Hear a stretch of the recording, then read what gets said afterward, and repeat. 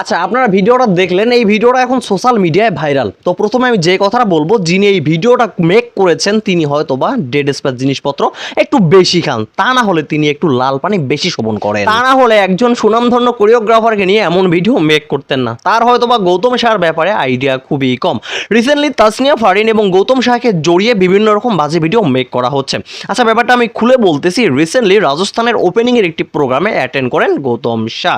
সেই প্রোগ্রামের অর্গানাইজার কিন্তু তিনি নিজেই ছিলেন। সেখানে উপস্থিত ছিলেন সিয়াম আহমেদ, তাসনিয়া ফারিন সহ আরো অনেকে। প্রোগ্রাম চলাকালীন এক পর্যায়ে তাসনিয়া ফারিন গৌতম শাহর সঙ্গে একটু ক্লোজলি বসার চেষ্টা করে। এমনটা দেখে গৌতম শাহ তাসনিয়া ফারিনকে বলেন যে একটু সরে বস, গায়ের সঙ্গে গা লাগতেছে।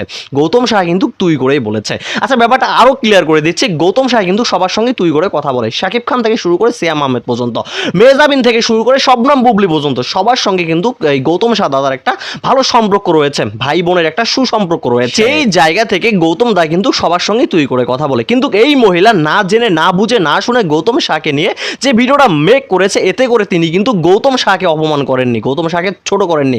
তিনি দেশের নাম্বার 1 কোরিওগ্রাফারকে ছোট করেছেন, সেই সঙ্গে তিনি তাসনিয়া ফারিনকেও ছোট করেছেন। ওনার আগে ভালো করে স্টাডি করা উচিত ছিল গৌতম শাহর ব্যাপারে, যে গৌতম শাহ লোকটা কেমন, তারপর ওনার ভিডিওটা মেক করা উচিত ছিল।